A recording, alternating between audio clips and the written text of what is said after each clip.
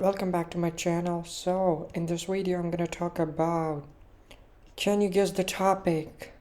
It's related to India.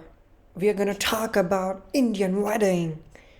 Yes, everything about Indian wedding, everything, culture, ritual, and how does it take place, and everything. We're gonna bust some myths. We're gonna talk about certain things which you don't know. So before getting started, I would just appreciate if you could hit the subscribe button and feel free to like and comment if you like this video. That would go a long way. So coming back to the video, you might know these people or you might not know these people. If you are a person who's interested in India, I bet you know these people. They all are. You can pause the video and try to guess who these people are if you are really new and you like to take some time. Well, the answer is gonna come just right after this. So movies, what, just this is a hint for you. What are movies made in India called? Bollywood. So they are actors.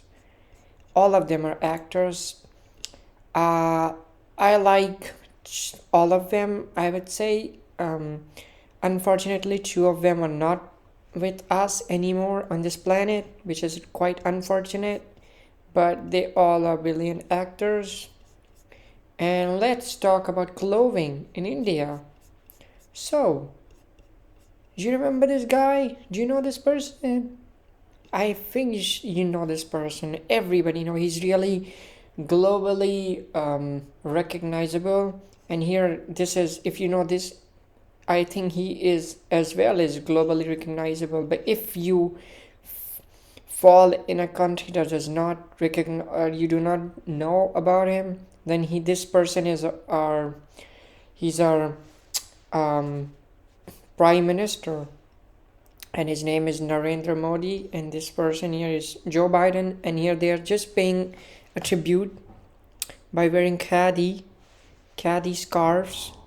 They are made of scarves. So first I want to tell you khadi. What is khadi? I think you have heard this for the first time. All of them are wearing khadi, and it looks great, but there's a certain, I would say, a value to it. We are just not wearing khadi for just because we want to look cool, but this has a certain meaning to it. If you look at any country's outfit or something which is patriotic, something which is belongs to a culture, there will be a story behind it, and it would be something deep and insightful. So it all started when Mahatma Gandhi, this person is Mahatma Gandhi, when he um we had a problem, as you remember, if you remember, and if you uh pay attention to history.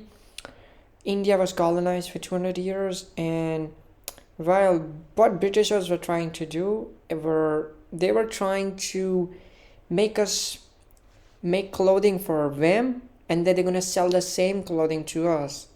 And that way, they were not doing anything, and they're just gonna be there for the money, and yeah, pretty much that's it. So Khadi was started with Mahatma Gandhi. He was a non-violent person. It's made from cotton, silk, and wool, and it became a symbol of resistance and independence because he started a Swadeshi movement. What does Swadeshi mean? Means boycotting foreign goods to protect local businesses. Why? Why, you'd ask me? Because it will help people from India get out of poverty by creating industries and jobs locally. So Khadi was a part of Swadeshi movement, which was boycott foreign goods, foreign services, only because they were not in the interest of people, and Indians and people were abused and mistreated. And yeah, this was their non-violent approach. It will also free India from its reliance on expensive imported goods which was being brought into the country from Britain. Even the raw material, I told you, everything belonged to us, but they just came to take the money. Yeah, they were more interested in money. Yeah. So, can you answer this question? Khadi is made from artificial ingredients such as cotton, silk, and wool. Feel free to pause the video and yeah. So, the correct answer is gonna be false. Write down in the comment section why this is false. Now we come here. What does Khadi represents for you? So Khadi here, there are four options, pretty identical, all of them. If you see, sorry, it's easy to choose a wrong answer just due to few wordings, and you need to be careful. The right answer is gonna be the fourth one, which is resistance and independence. The third question, which is Swadeshi movement. What does Swadeshi movement means? Is it buying foreign goods and service? Buying means to purchase something. Selling foreign goods and service means to sell something. In a way, I am a shopkeeper. I sell bread and meat and eggs. Or is it boycotting foreign goods and service? Does it mean to stop using any foreign goods, something which was made outside of your home country, not in your country? If you live in country A, so it will not the product does not belong to country A. It belongs to any other country, and you're just boycotting other products because you want to promote local people, local businessmen, local producers of country A. Fourth is binding foreign goods and services, which is binding is again you could say merging. Clearly the correct answer we saw, which was boycotting foreign goods and services. Now what do Indians wear? What do Indians wear in a wedding? It's a great question because we all want to know. We may have just came here for this. So, first thing, what does the bride wear? This is a happy bride, happy couple with a lot of jewelry and a lot of ornaments and clothing. Well, this is related to clothing. For start, this whole is a part of a sari, and this whole is worn. This is a sari, and the guy is wearing a kurta, which is which is will be covered later. So hang on, and you're gonna learn what a kurta is. So most Indian brides, they will wear a traditional lehenga or sari. So well, India is really big, and it's hard to just say that people wear a certain clothing because we have every region has their own clothing and their own philosophy. You can link it to culture, religion, ethnicity, or your own preference. Some people might wear Western clothing, and yeah, and it's completely fine because it's your choice, it's your wedding. So it's hard to say, but most people, most Indian brides, they wear a sari or a lehenga. Well, this is the part which maybe reunites us because yeah, commonly we could say red is the traditional color for bride ceremonial attire, which you might also choose to wear gold, white, brown, orange, pink, yellow. So yeah, red has some, it's a significance you'll find if you look here. If you look here, she's wearing red. Red is seen positively, seen auspiciously. So yeah, red is given a green sign. But why?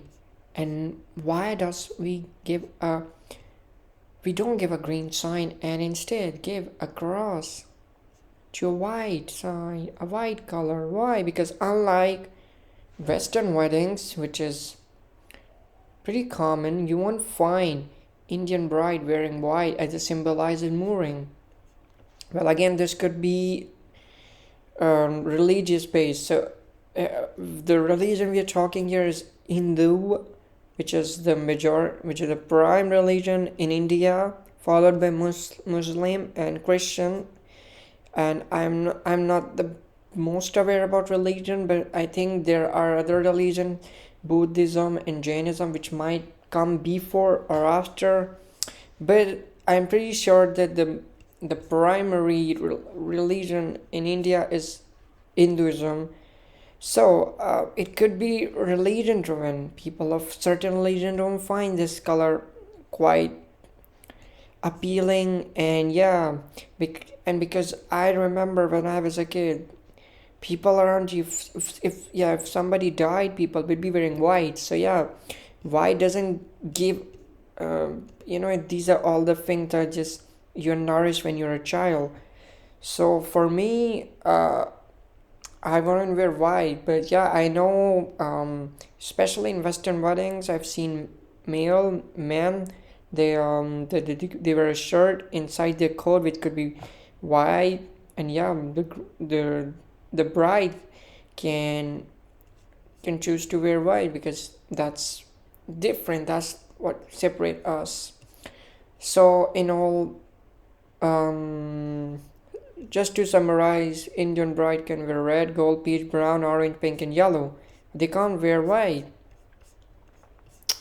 Can you answer this question? An Indian bride cannot wear white because it symbolizes magic, bad news, evil spirit, or mourning. Or mourning.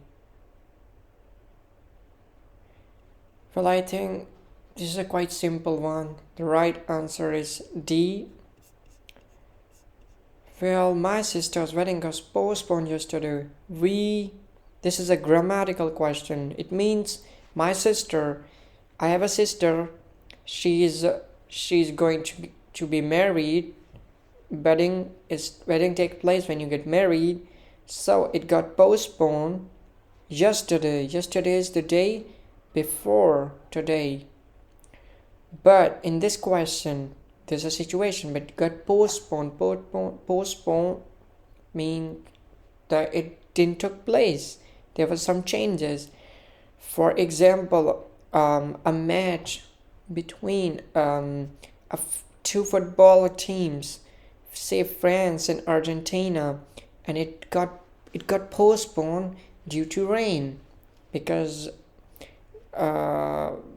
because there was rain, or there was some other factor contributing that why that was making it impossible for it to happen.